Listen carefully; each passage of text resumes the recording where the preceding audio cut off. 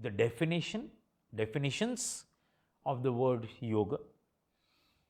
There are several definitions. We are not going to go deeper into these definitions, but just to make you familiar with the definitions, the most important definition, oft repeated definition, philosophically the most correct definition comes from Patanjali's Yoga Sutras, the second sutra in the first chapter, and it says Yogaha Chittavritti Nirodha, which means yoga is restraint to the point of stoppage of mental modifications.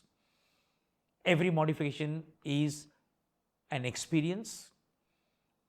In yoga, we tend to, reduce these modifications, restrain them, and reach a point where the modifications completely stop, so we are able to experience the state which is beyond the mind. That is the no mind state. That is the state of pure awareness. We get two more definitions, very popular definitions from Bhagavad Gita, a textbook of yoga. These definitions are as follows. One definition says, Yoga samatvam uchyate. Samatvam means balance. Yoga is equanimity of the mind, where external things or internal things can go up and down, fluctuate. A yogi is one who maintains equanimity of the state of mind, a balanced state of mind, which is not disturbed by happenings externally or internally. Another definition in Bhagavad Gita is Yogaha karmasu kaushalam. Yoga is skill or dexterity in action. This has got a deeper philosophical ramification.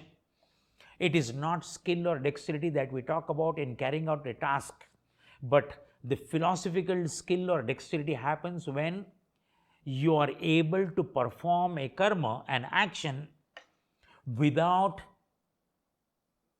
allowing that action to generate a conditioning inside yourself. That conditioning in the Indian philosophical context is called samskara.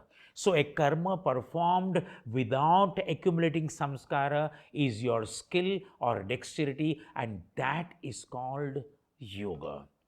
In this context, the goal of yoga is to reach a state where entire conditioning is erased from the psyche or from the mind. That is again reaching a state of no mind. So I have spoken about three definitions of yoga.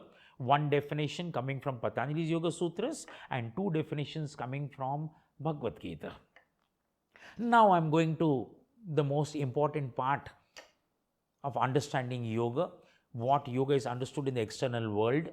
Yoga is understood from the point of view of practices of yoga. Today, the most popular practice of yoga is asana, and we almost equate yoga is equal to asanas in the external world. To some extent, we also do breathing practices called pranayam. We know about that. And we also know that meditation is an essential element in yoga. But having said that, in addition to this, there are so many practices of yoga, starting with the Shuddhi Kriyas, purification practices like Dhauti, Basti, Neti, Nauli, Tratak, Kapalbhati. These are all purification practices. They are actually to be done before you start your foray into yoga, because purification of the body is necessary for the mind to become pure. These purification practices in themselves have tremendous therapeutic significance. The next practice that we talk about is Yamas and Niyamas. Yamas are principles, rules, regulations, restraints, observances to be followed so that your interactions with people outside is free of conflicts. So yamas guide your social interactions. The next set of practices is called niyamas. Niyamas are practices for streamlining your personal conflicts within yourself. The practice of niyamas, shaucha, santosha, tapas, swadhyaya, isha, pranidhan, they have to do only with yourself. Then we come to the practice of asanas, which are body oriented. Then we come to pranayam practices. Through the medium of breathing, we influence the body and the mind. Then we come to pratyahar. This is the withdrawal of the sense organs inwards. Our sense organs are naturally externally oriented. In pratyahara practices, we withdraw the sense organs inwards and now we go into the internal world. Then we have mudras and bandhas. Bandhas are voluntary neuromuscular locks which we apply at different parts of the body to restrict the flow of prana in one direction and redirection in another direction. Similarly, higher practices than asanas, pranayam is also mudras. Several mudras are there which we take. Probably with the fingers of the hands we adopt mudras, with the facial gestures we adopt mudras, with the whole body we adopt mudras. This affects in the final analysis the deeper recesses of our psyche. They take us higher. Then we have mantras. For example, the pranava or the om, a very significant, very important, critical mantra of which we do japa in yoga. Then we have meditation practice, different types of meditation practices. Then we have the Kundalini awakening practices. So several practices in yoga, depending upon each person's inclination, each person's needs, requirements, one can go towards these various practices. The point to remember here is yoga is not only asanas, but several practices in yoga are there. I now come to the next way of understanding of yoga, and that is in the sense of the various traditions of yoga. As I already mentioned, Patanjali's Yoga Sutras represents classical yoga. Similar to this classical yoga, or like this tradition of classical yoga, we have so many other traditions. For example, we have the Hatha Yoga tradition, which is coming from Tantra. Patanjali's yoga comes from Vedas, Hatha Yoga comes from Tantra. Today, the practice in the external world are mainly Hatha Yoga practices. In addition to Hatha Yoga tradition, Tantric tradition, Patanjali's classical yoga tradition, we have Mantra Yoga, we have Laya Yoga, we have Nada Yoga. If you take Bhagavad Gita, each chapter of Bhagavad Gita, 18 chapters, is named after a yoga, but Bhagavad Gita popularizes the three basic traditions of yoga: Bhakti Yoga, Jnana Yoga, Karma Yoga. Then we have Kriya Yoga, coming from Babaji, Lahiri Masai, our author of Autobiography of Yoga, Paramahamsa Yoganand. Then we have Swara Yoga. So you will see for yourself so many traditions of yoga. Our country is rich with these traditions. The last point in our understanding of what is yoga is a culture.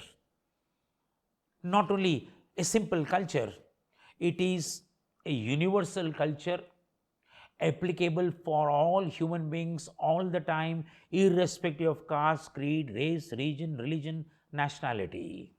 Why am I saying this?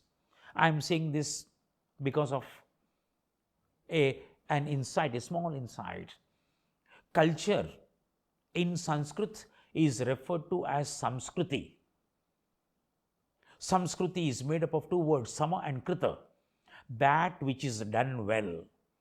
So anything which is refined, which is purified, comes under the definition of Samskriti or culture.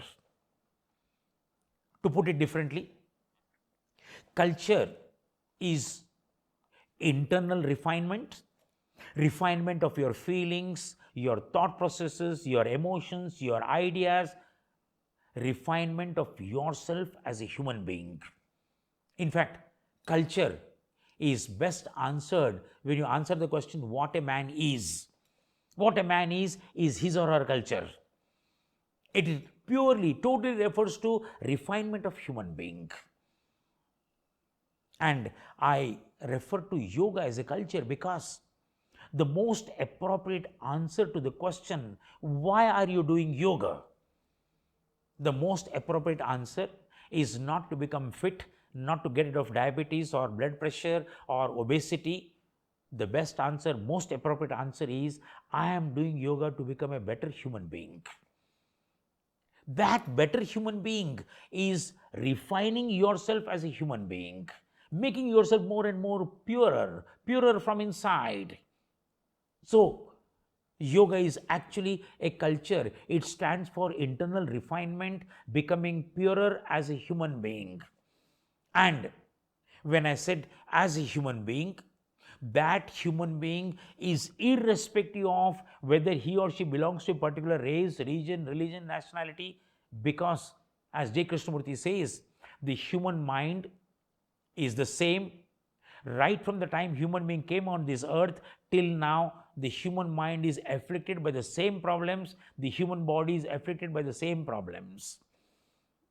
When yoga, we talk about becoming a better human being, we are purifying our mind, we are purifying our body, making them more and more healthy and becoming better human beings. That is why the best understanding of yoga is a culture, a universal human culture. And in today's world, which is torn apart by reasons of region, religion, fanaticism, materialism, greed, desires, the one unifying factor is yoga.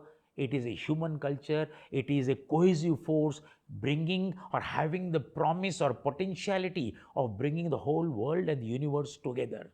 Yoga is the best human culture.